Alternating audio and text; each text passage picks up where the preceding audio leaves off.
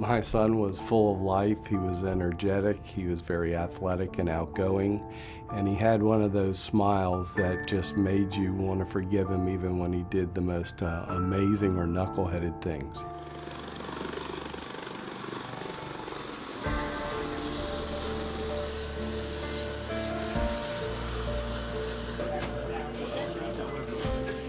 Shock Trauma is the only freestanding trauma hospital in the United States, and it provides care to more trauma victims than anyone else. I'm a director of traffic. I go out to every fatal crash scene. I see so many senseless deaths and tragedies every day on our roadways, and it's very frustrating. Well, I think that motor vehicle collisions are, to a large extent, preventable. And that's the most frustrating part of taking care of people like that. On October 20th, 2008 was just like any other day. Officers had been responding out to a serious crash. I put on my uniform and I went out to the crash scene.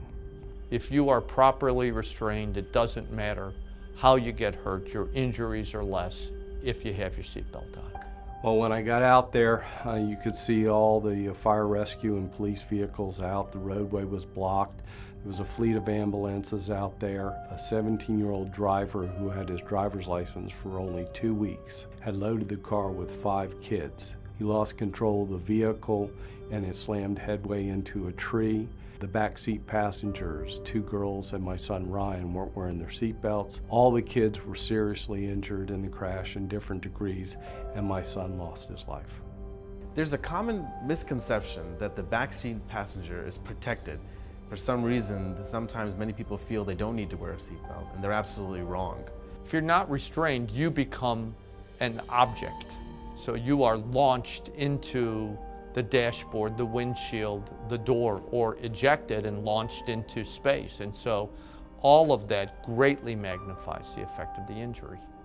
Now, having done this job for over 20 years, we've been to shock trauma, I've been to hospitals hundreds of times. I saw the doctor come out of the elevator, and you could see in the doctor's eyes that he was coordinating what he was going to say prior to saying it. For us, it's the worst part of the job because that didn't have to happen.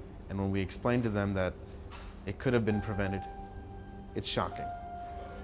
I've seen families pass out as they're trying to process what's happened to their loved one.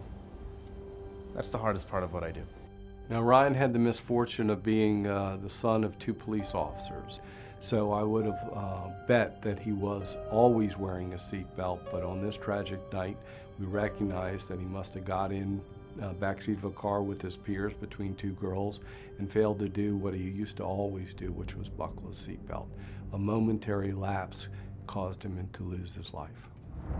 It takes less than a second to click it, and it's unfathomable for trauma surgeons when we see these patients coming in through our doors to say this could easily have been prevented. Seatbelts work.